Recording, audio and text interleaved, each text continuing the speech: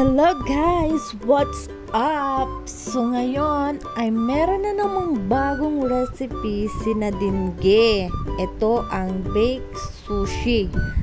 So napakadali lang guys gawin at saka yung rice po namin na ginamit ay Japanese rice. Hindi yung panis na rice ha, as in Japanese rice.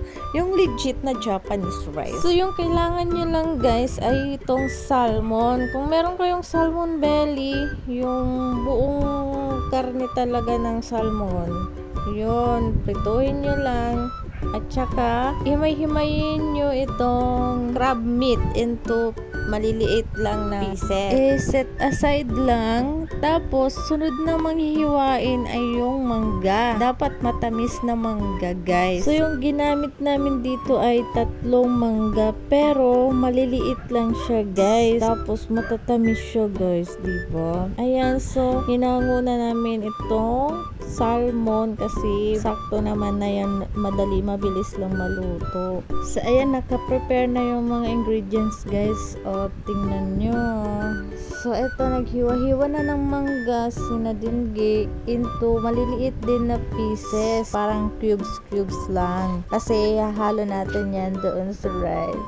Diba? So hiwalay natin yung laman ng salmon tapos doon sa ano niya, tawag nito parang kaliskin. Tapos hihimay-himayin din natin yung ano niya, yung laman kasi dudurugin natin kapag hindi na siya bumangon.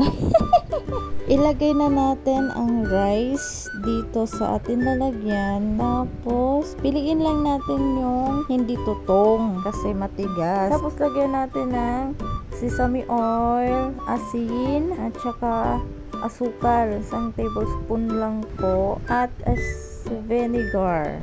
Yung ginamit namin ay sukang puti or kahit ano vinegar na available sa inyo. Halu-haluin lang natin para mo mekos-mekos na.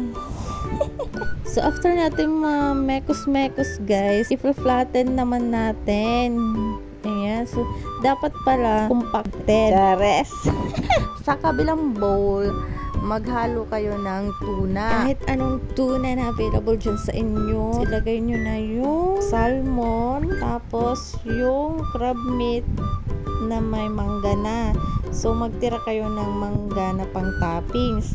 Tapos, ilagay nyo yung favorite ko, yung cream cheese, yung Japanese mayo. Lagyan nyo din ng mayonnaise na lady's choice. Tapos, asukal, unting asin at saka paminta na durog. Pagkatapos malagay lahat ng ingredients, so, imekos-mekos natin hanggang para maging ano na siya, parang creamy. Tikman para malaman ko, para ma-adjust yung lasa. Na tinikman ni Nadingge ay kulang pa ng asukal. So, pagkatapos naman, yan na yung ilalagay na topping. Saktuhin nyo na lang. Kung may sobra, edi ulamin nyo guys. So, nakita lang to ni Nadingge sa Facebook. Kinabukasan, bumili agad siya ng mga ingredients. Diyos ko, kaloka. Tapos, itong aming seaweed na crush, matagal na to. Nandun pa kami sa Makati City. Pero, crunchy pa siya guys kasi hindi pa naman expired. Inubos na namin para hindi siya maging Japanese. So, yung tirang mangga, i-toppings na natin guys. Tapos yung Japanese mayo, ilagay nyo. Tapos yung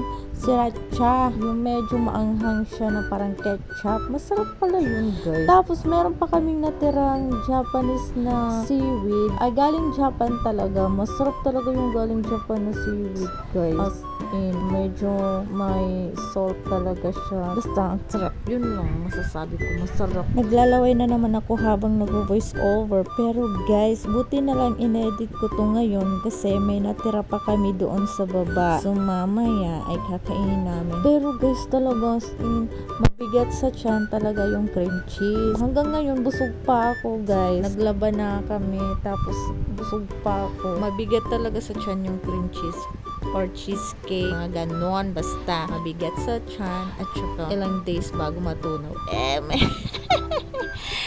Saan na naman ako naggawa-gawa na naman ng kwento itong si Mala James Reeds na katawan. Tingnan nyo guys, talaga ang sarap talaga ng pagkain na yan. Ay, nag-level up na pala yung mga ginagawang sushi ni Nadine. Kasi dati walang pa-cream cheese. Ngayon meron ng pa-cream cheese. Diyos ko. Tapos yung salmon din masarap. Pati yung yung tuna na nabili ko, masarap din guys. As in overall, sarap.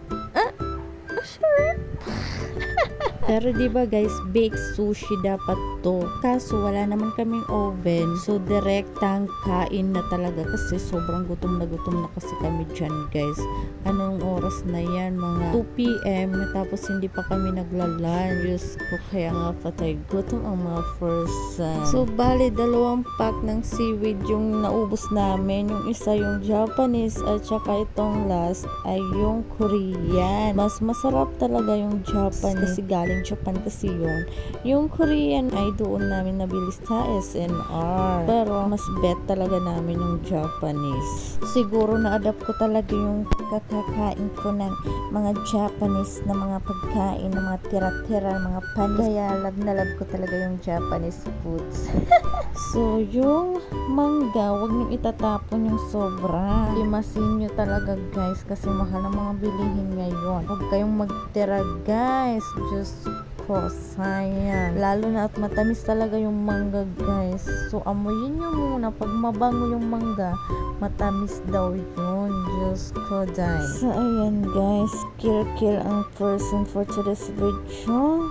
So, ito na yun. Finished product kanina. Pero ngayon, tain na. Nakakaloka.